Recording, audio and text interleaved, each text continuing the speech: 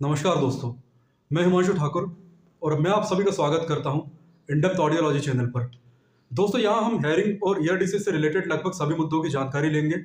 हालांकि इस चैनल के कुछ वीडियोस पुराने हो सकते हैं, लेकिन आज भी प्रासंगिक हैं और आगे भी प्रासंगिक बने रहेंगे। तो यदि आप इस चैनल से जुड़ना चाहते हैं और मुझे सपोर्ट करना चाहते हैं और ईयर डिसीज के बारे में आप एक इनडेप्थ जानकारी लेना चाहते हैं, तो इस चैनल को अभी सब्सक्राइब करें। और वीडियो स्टार्ट करने से पहले आप सभी अपनी स्क्रीन के अपर साइड पर दिख रहे सीसी बटन को ऑन कर लीजिए, ताकि सबटाइटल्स ऑन हो जाएं और आपको मेरी आवाज़ सुनने में परेशानी ना हो। तो चलिए हम आज का वीडियो स्टार्ट करते हैं और इसके बाद हम इस पर डिस्कस करेंगे।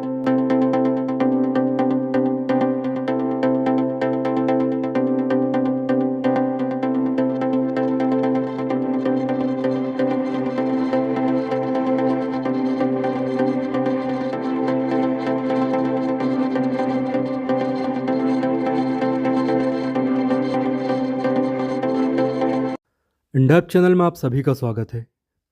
आज का टॉपिक बहुत ही सीरियस है, क्योंकि ये बच्चों के स्वास्थ्य से जुड़ा हुआ है। आज हम बात करने वाले हैं कॉन्जेनिटल डीफनेस, यानी इस तरह की श्रवण बाधिता जो बच्चों में या तो जन्म के समय होती है या जन्म के समय से लेकर 3 वर्ष तक की आयु में देखी जाती है। इस वीडियो को आप स्पेशली छोटे बच्चों के माता पिता ज़रूर देखें, साथ ही समझें भी। आपको कुछ ऐसी बातें पता चलने वाली हैं जो भविष्य में आपके बच्चे के लिए काम आ सकती हैं। अब हम कॉन्जेनिटल हेयरिंग लॉस को पहले 2 भागों में बांट लेते हैं। पहला भाग है प्रीनेटल पीरियड, यानी कि वह समय जब बच्चा गर्भ में ही है, अभी उसका जन्म नहीं हुआ है। तब ऐसे कौन से कारण हो सकते हैं जिससे कि बच्चे को जन्म से पहले ही श्रवण बाधिता हो सकती है। चलिए कुछ कारणों पर गौर कर लेते हैं। तो इनमें सबसे पहला फैक्टर है जेनेटिक, यानी कि आनुवांशिक। कई बच्चों में जन्म के पहले ही, यानी जन्म के समय से पहले ही जीन मॉडिफिकेशन या जीन म्यूटेशन के कारण सुनने की शक्ति या सुनने के लिए जो भी आवश्यक अंग हैं, उनका विकास ठीक तरह से नहीं हो पाता है। कुछ रेयर केसेस में ये पीढ़ी दर पीढ़ी भी चलता है, यानी कि माता पिता से बच्चों में और बच्चों से फिर उनके बच्चों में ट्रांसफ़र होता रहता है, और इसमें किसी की कोई गलती नहीं है। और इसे रोक पाना भी लगभग असंभव ही है, क्योंकि बच्चे को हेयरिंग लॉस है या नहीं, ये तो उसके जन्म के बाद ही हमें पता चलेगा। अब दूसरा फैक्टर है इंट्रा यूटेराइन इन्फेक्शन। अब ये फैक्टर माता पिता, स्पेशली माताओं के नियंत्रण में हो सकता है। इंट्रा यूटेराइन इन्फेक्शन के कारण बहुत से बच्चों में हेयरिंग लॉस रिपोर्ट किया जाता है, खासकर गरीब देशों जैसे कि अफ्रीकी देश, पाकिस्तान और बांग्लादेश जैसे देशों में। इन देशों की आबादी तो अधिक है, लेकिन जीवन स्तर यानी स्टैंडर्ड ऑफ लिविंग बहुत ही निचले स्तर पर है। लेकिन केवल इन्हीं देशों में महिलाओं में इंट्रा यूटेराइन इन्फेक्शन हो, ऐसा नहीं है। ये दुनिया में कहीं भी हो सकता है। और इस कंडीशन में महिलाओं के यूटेरस में इन्फेक्शन हो जाता है, और ये इन्फेक्शन किसी भी तरह का हो सकता है, जैसे कि साइटोमेगेलोवायरस इन्फेक्शन या रुबेला या किसी और तरह का वायरस या फिर बैक्टीरिया का इन्फेक्शन। यदि इस चीज़ पर ध्यान ना दिया जाए तो यह संक्रमण विकसित हो रहे बच्चे में या तो गंभीर समस्याएं उत्पन्न करते हैं या फिर हेयरिंग लॉस का कारण भी बन सकते हैं। अब तीसरा कारण है फीमेल की हेल्थ कंडीशन और उनकी बॉडी में टॉक्सिन्स की प्रेजेंस। ये समस्या विशेष रूप से उन महिलाओं में देखी जाती है जो या तो प्रदूषण भरे माहौल में रहती हैं या फिर उनकी बॉडी में टॉक्सिन्स जमा हो चुके हैं। अब देखिए, प्रदूषण भरे माहौल का तो हम कुछ नहीं कर सकते। अगर संभव हो तो महिलाओं को वहाँ से दूर ले जाना चाहिए। लेकिन बॉडी टॉक्सिन्स यानी शरीर में जमा विष महिलाओं के अपने हाथों में होता है। आज बड़े शहरों में बच्चों में प्रीनेटल हेयरिंग लॉस का एक कारण महिलाओं में शराब की प्रवृत्ति का बढ़ना भी है। हमें ये याद रखना चाहिए कि महिला चाहे जितनी भी आधुनिक क्यों ना हो, उसका शरीर शराब और दूसरे नशे के लिए नहीं बना है। शराब पीने वाली महिलाओं के बच्चों में बाकी समस्याओं को छोड़ भी दिया जाए तो हेयरिंग लॉस की समस्याओं की दर आम बच्चों की तुलना में काफ़ी अधिक होती है। इसलिए महिलाएं शराब या दूसरे नशे का सेवन ना करें। तो प्रीनेटल यानी जन्म पूर्व बच्चे में हेयरिंग लॉस के ये 3 कारण प्रमुख हैं। हालांकि इसके और भी कई कारण हो सकते हैं, लेकिन प्रमुख कारण यही तीनों हैं। अब कॉन्जेनिटल हेयरिंग लॉस का दूसरा डिवीज़न है पेरीनेटल पीरियड, यानी कि वह समय जब बच्चा जन्म ले रहा होता है या फिर जन्म लेने के तुरंत बाद का समय।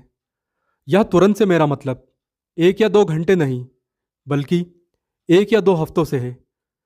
तो पेरीनेटल हेयरिंग लॉस का सबसे बड़ा कारण है बर्थ एस्फेक्सिया, यानी बच्चे को जन्म के समय से ही पर्याप्त ऑक्सीजन का ना मिल पाना।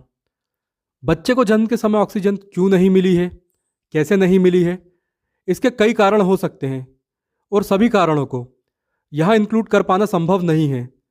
बस आपको केवल यह सुनिश्चित करना है कि बच्चे को पर्याप्त ऑक्सीजन मिलती रहे। अगर आप मेरे चैनल के रेगुलर व्यूअर्स हैं तो आप जानते ही होंगे कि मैं हेयरिंग लॉस को रिवर्स करने के लिए बॉडी में प्रॉपर ऑक्सीजन के लेवल को मेंटेन करने के लिए बार बार क्यों कहता हूँ।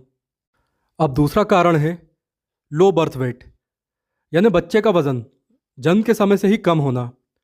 यह भी किसी के कंट्रोल में नहीं होता है। बच्चे का वजन यदि सामान्य से कम है तो इसका सीधा अर्थ है कि उसकी बॉडी में पर्याप्त ब्लड भी नहीं है। ब्लड नहीं होगा तो कॉक्लिया जैसे स्ट्रक्चर्स को पोषण नहीं मिल पाएगा और परिणाम स्वरूप बच्चे को हेयरिंग लॉस हो सकता है। अब तीसरा कारण है हाइपर बिलिरुबिनेमिया, यानी कि जन्म के बाद बच्चे को गंभीर पीलिया होना। यह भी बच्चों में हेयरिंग लॉस का एक बहुत बड़ा कारण होता है और ये महिलाओं की ओवरऑल हेल्थ से जुड़ा हुआ रहता है। अस्वस्थ महिलाओं में यह समस्या बहुत अधिक देखी जाती है कि उनके बच्चों को हाइपर बिलिरुबिनेमिया का सामना करना पड़े और इसका एक बहुत बड़ा कारण शराब भी है। यहाँ मैं सभी की नहीं, केवल महिलाओं के उस वर्ग की बात कर रहा हूँ जो अल्कोहल को कंज्यूम करती हैं। दरअसल अल्कोहल के कारण उनकी बॉडी में बहुत अधिक बिलिरुबिन बनते हैं, यानी कि ऐसी लाल रक्त कोशिकाएं या फिर कणिकाएं जो मर तो चुकी हैं लेकिन शरीर से बाहर नहीं निकल पा रही हैं। आप जानते ही हैं कि शराब से लीवर खराब होता है। प्रेगनेंसी में यही शराब कई बार बच्चे में भी हाइपर बिलिरुबिनेमिया का कारण बन जाती है। इसके अलावा प्रेगनेंसी के दौरान धूल मिट्टी या फिर डस्ट में एक्सपोज होना या फिर गंभीर रूप से बीमार पड़ना भी इसका एक कारण हो सकता है। इन 3 कारणों के अलावा और भी कई कारण हो सकते हैं जो कि केस बाय केस अलग अलग होते हैं। तो दोस्तों, ये थे बच्चों में जन्म के समय से होने वाले हेयरिंग लॉस के कुछ प्रमुख कारण। इस वीडियो पर आप अपनी राय दे सकते हैं, सवाल कर सकते हैं, इसे शेयर कर सकते हैं और अगर आपको लगता है कि ये जानकारी आपके या किसी और के लिए हेल्पफुल हो सकती है तो इस वीडियो को आप लाइक भी कर सकते हैं ताकि ये ज़्यादा से ज़्यादा लोगों तक पहुंच सके। यहाँ मैं ये क्लियर कर दूं कि हाइपर बिलिरुबिनेमिया का मतलब होता है बच्चों को गंभीर पीलिया होना और इसके कारण हेयरिंग लॉस पूरी तरह संभव है। अब एक बात और, आप छोटे बच्चों को कुछ गंभीर संक्रमणों जैसे मेनिंजाइटिस और इंसेफेलाइटिस से बचाकर रखें। इसे आम लोग दिमागी बुखार की तरह जानते हैं। आप याद रखें कि यदि बच्चा वल्नरेबल है, कमज़ोर है, जन्म के समय से ही वो समस्याग्रस्त है, तो कम से कम 1 साल की उम्र तक आप ये सुनिश्चित करें कि उसे कोई गंभीर संक्रमण ना हो। यदि बच्चा संक्रमण के लक्षण दिखाता है तो आप उसे तुरंत डॉक्टर के पास ले जाएं और प्रॉपर ट्रीटमेंट लें, जिसमें मेनली एंटीबायोटिक्स का कोर्स होता है। और मैं फिर से याद दिला दूं कि यदि इस वीडियो का कंप्लीट टेक्स्ट आप हिंदी और इंग्लिश में चाहते हैं तो कमेंट बॉक्स में मुझे ज़रूर बताएं।